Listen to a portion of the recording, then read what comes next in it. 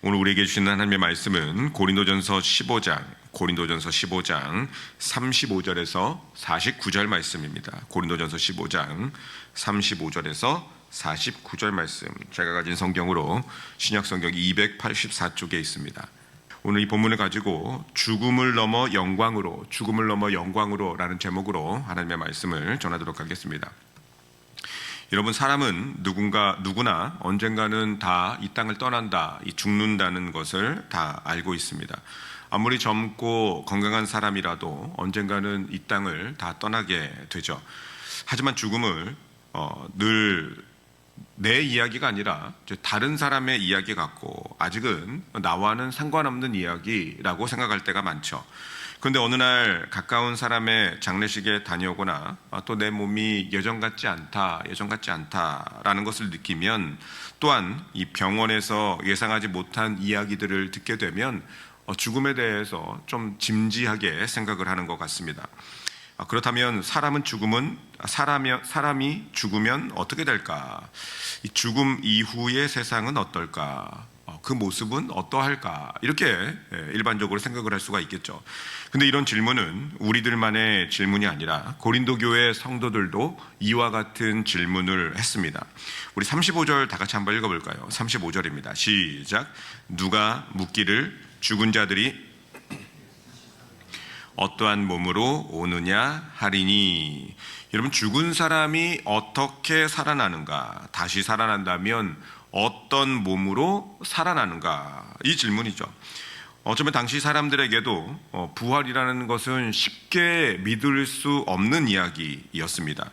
그런데 바울은 이 질문에 대해서 씨앗 이야기로 답변을 하는데, 씨앗만 보면은 이 씨앗을 어떤 식물의 씨앗인지 잘 구분하기가 쉽지가 않죠.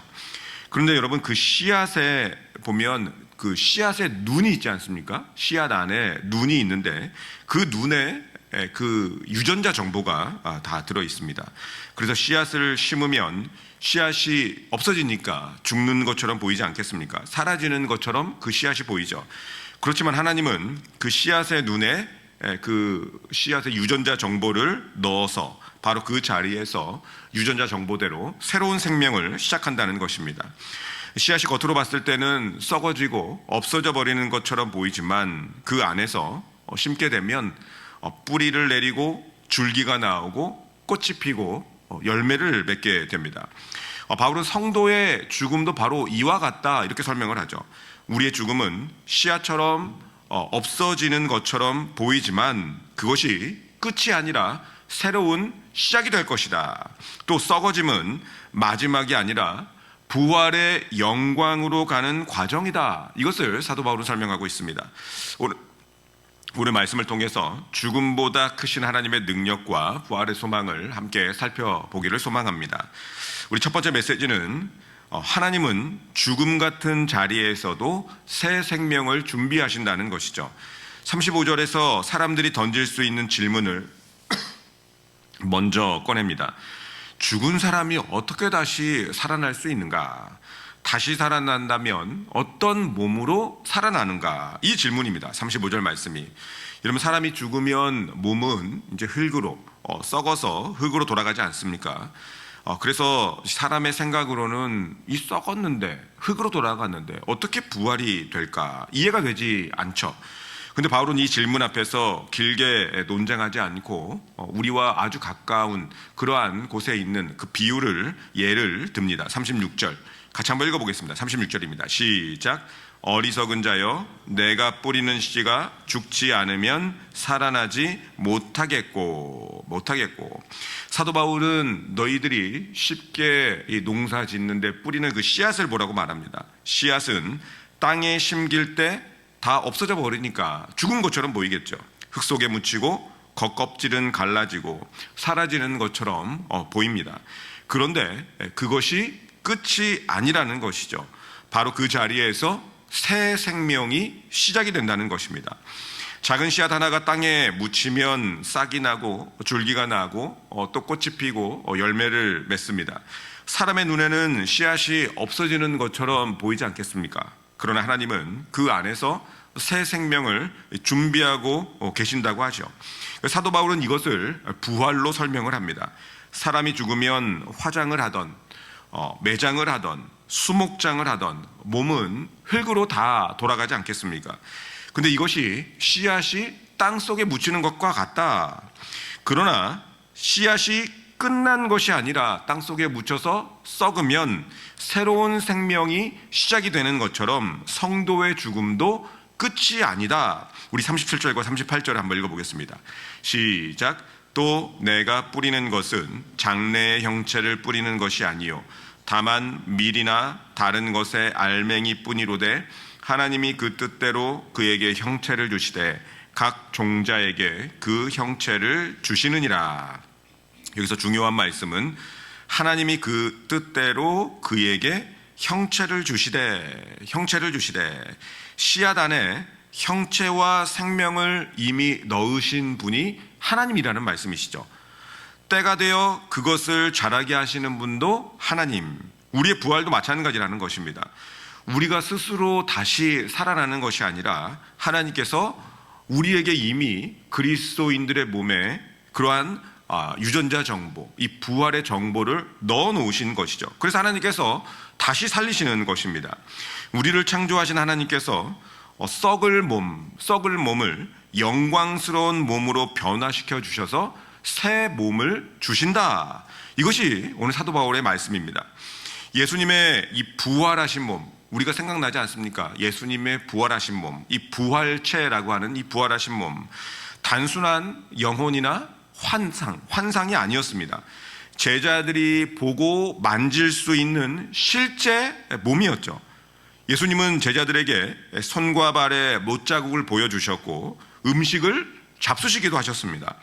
그런데 동시에 그 예수님의 부활체, 그 몸은 이전의 연약한 몸과는 달랐죠. 닫힌 문 가운데 제자들에게 예수님이 나타나셨습니다. 더 이상 죽음에 매이지 않는 영광스러운 몸으로 예수님이 부활하신 것이죠. 따라서 성도의 죽음도 버려지는 것이 아니라 심겨지는 것이다. 이 차이가 굉장히 중요한 것입니다. 버려진 것은 끝이지 않습니까? 그러나 심겨진 것은 소망이 있습니다. 기다림이 있는 것이죠. 성도의 몸도 마찬가지로 하나님 안에서 심겨지는 것이다. 그래서 우리는 죽음을 슬퍼하지만 절망하지는 않는다는 것입니다. 예수님도 나사로의 무덤 앞에서 우시지 않으셨습니까? 성경은 이 죽음 앞에서 슬퍼하지 말라, 울지 말라 이렇게 말씀하지 않습니다.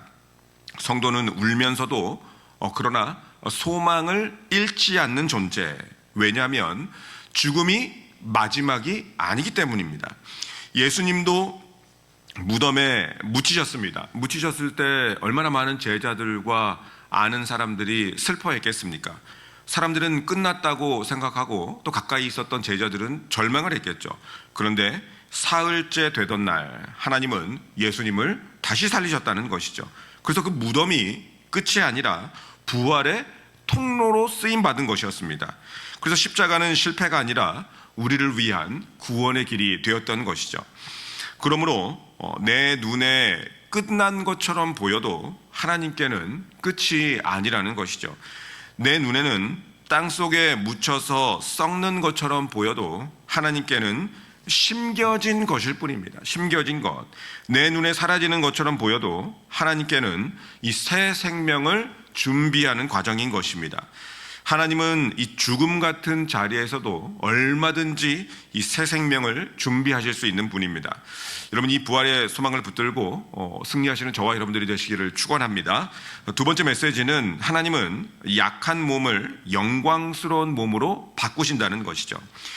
사도 바울은 씨앗의 비유를 통해서 하나님께서 죽음 같은 자리에서도 새 생명을 준비하신다 이렇게 설명을 했습니다.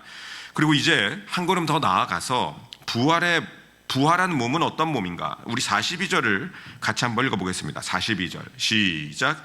죽은 자의 부활도 그와 같으니 썩을 것으로 심고 썩지 아니할 것으로 다시 살아나며. 여러분, 바울은 지금 우리의 몸과 장차 부활할 몸을 비교하고 있습니다. 지금 우리의 몸은 썩을 몸이죠. 우리의 육신은 썩을 몸입니다. 아무리 건강해도 결국 시간 앞에 장사 없다고 늙고 병들게 되어 있습니다. 세월이 흐를수록 몸의 한계를 우리가 경험하고 있지 않습니까? 그래서 우리는 때때로 몸 때문에 낙심하고, 또 젊었을 때에는 할 수 있었던 일을 지금은 하지 못하게 되기 때문에 힘들어하고, 건강할 때는 몰랐던 불편함을 때로 시간이 가면서 경험하게 되고, 원하지 않아도 시간이 갈수록 몸이 약해지는 것을 경험하게 됩니다. 근데 사도 바울은 지금 연약한 몸이 마지막 모습이 아니다, 이것을 설명하고 있죠. 43절 읽어보겠습니다. 시작. 욕된 것으로 심고 영광스러운 것으로 다시 살아나며, 약한 것으로 심고 강한 것으로 다시 살아나며. 세 가지를 비교하며 이야기하죠. 썩을 것과 썩지 않을 것, 욕된 것과 영광스러운 것, 약한 것과 강한 것. 지금 우리의 몸은 약하죠. 병 앞에 약하고, 세월 앞에, 시간 앞에 약하고, 죽음 앞에 우리의 몸은 약합니다. 그런데 하나님은 썩을 몸을 썩지 않을 몸으로 바꾸겠다, 약한 몸을 강한 몸으로 바꾸겠다, 욕된 몸을 영광스러운 몸으로 바꾸겠다. 44절 같이 한번 읽어보겠습니다. 시작. 육의 몸으로 심고 신령한 몸으로 다시 살아나나니, 육의 몸이 있은즉 또 영의 몸도 있느니라. 여기서 말하는 신령한 몸은 영혼만 존재하는 상태가 아닙니다. 죄와 죽음의 지배를 받지 않고 하나님의 영광에 완전히 합당한 몸, 예수님의 부활체를 생각하시면 되죠. 질병도 없고 눈물도 없고 죽음도 없는 바로 그 몸. 그래서 부활은 단순히 영혼의 구원이 아니죠. 몸까지 새롭게 하시는 이 완전한 구원을 말씀하고 있는 것입니다. 그래서 49절에 사도 바울이 이 놀라운 약속을 전하는데, 49절 말씀 같이 한번 읽어보겠습니다. 시작. 우리가 흙에 속한 자의 형상을 입은 것 같이 또한 하늘에 속한 이의 형상을 입으리라. 우리는 지금 죄로 인해서 아담의 형상을 입고 살아가고 있지 않습니까? 약하고 병들고, 그래서 죽음을 향해 나아가고 있습니다. 그러나 장차 부활하신 예수 그리스도의 형상을 입게 될 것이다. 이것이 바로 성도의 미래라는 것입니다. 그래서 부활 소망은 죽은 뒤에만 필요한 교리가 아니라 오늘을 살아갈 수 있는 힘을 주는 그러한 말씀이라는 것이죠. 왜냐하면 오늘의 약함이 마지막이 아니고, 오늘의 질병이 마지막이 아니고, 오늘의 눈물이 마지막이 아니기 때문입니다. 운동선수가 결승전을 알기에 끝까지 달려갈 수 있는 것처럼, 또 농부가 추수 이후에 수확을 기대하고 있기 때문에 씨를 뿌릴 수 있는 것처럼, 성도들도 부활을 알기 때문에 오늘의 고난을 견딜 수가 있다는 것입니다. 우리의 마지막은 무덤이 아니라, 또 우리의 마지막은 썩어짐이 아니라 영광이라는 것입니다. 또한 우리의 마지막은 죽음이 아니라 새로운 생명이다. 그러므로 이 말씀이 오늘날을 살아가고 있는 저와 여러분들에게 힘을 주는 것입니다. 왜냐하면 현재의 모습이 우리의 마지막 모습이 아니기 때문이죠. 오늘의 약함이 영원한 모습으로 이어지는 것이 아니기 때문입니다. 우리가 오늘 흘리는 눈물도, 또 우리가 겪고 있는 그런 연약함도 하나님 안에서 마지막 이야기가 아니라는 것입니다. 부활하신 주님께서 살아 역사하시기 때문에 우리의 미래는 죽음이 아니라 영광이고, 절망이 아니라 소망이 될 줄로 믿습니다. 말씀 마치겠습니다. 첫 번째, 하나님은 죽음 같은 자리에서도 새 생명을 준비하신다는 것이죠. 그래서 성도의 죽음은 버려지는 것이 아니라 하나님 안에서 심겨지는 것이다. 두 번째, 하나님은 약한 몸을 영광스러운 몸으로 바꾸신다. 예수님처럼 오늘의 약함이 마지막이 아니고, 또 우리의 마지막은 무덤이 아니라 부활한다는 것입니다. 이러한 부활의 신앙으로 승리하시는 저와 여러분들이 되시기를 축원합니다.